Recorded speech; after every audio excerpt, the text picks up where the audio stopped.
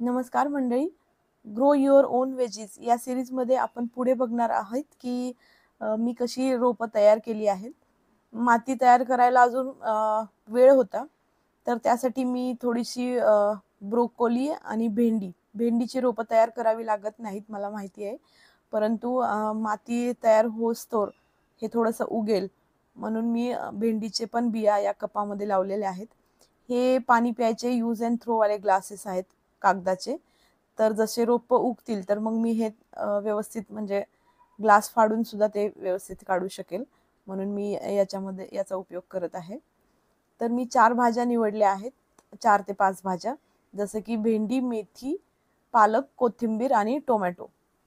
तर या भाज्या शक्यतो बाहेरून आणाव्या लागणार नाहीत. याच्यासाठी मी या भरपूर प्रमाणात आणि स्टेप बाय स्टेप म्हणजे दर आठवड्याला थोड्याफार प्रमाणात पेरणी करून त्या अशा प्लॅनिंग करून त्या उगवणार आहे. इथे मी पालक पेरत आहे. याच्यासाठी माती अगदी भुसभुशीत तयार केली आहे.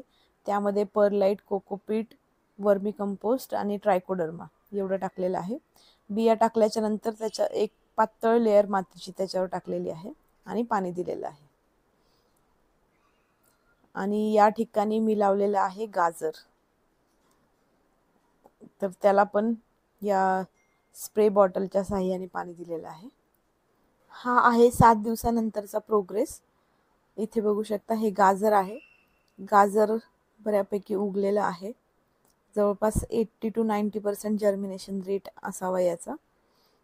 हे आहे टोमॅटोची रोपं, ही पण बऱ्यापैकी उगलेली आहेत. त्यानंतर भेंडी उगलेली आहे.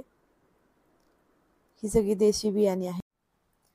तर एकाच वेळी मी 2 वेगळ्या ग्रो बॅग्समध्ये मेथी लावली होती. ही देशी बियाणे आहेत आणि जी किराणा मालामध्ये आपल्याला मेथी मिळते ती मेथी म्हणजे ही दुसरी हायब्रिड हे बियाणं आहे. माझ्याकडनं चूक हे झाली की जेव्हा मी देशी बियाणं या ग्रो बॅगमध्ये टाकलं तेव्हा त्याच्यावर कोकोपीट टाकलं. तर बरीचशी रोपं उगताना ते कोकोपीट घेऊन उगली आणि पाणी टाकलं असता हे रोपं आडवी झाली. तर मी याच्यात परत थोड्या फार प्रमाणात बिया टाकेल आणि बघूया याचा प्रोग्रेस. हे पालक पण छान उगलेला आहे. याचा पण बहुतेक 80% वगैरे जर्मिनेशन रेट आहे.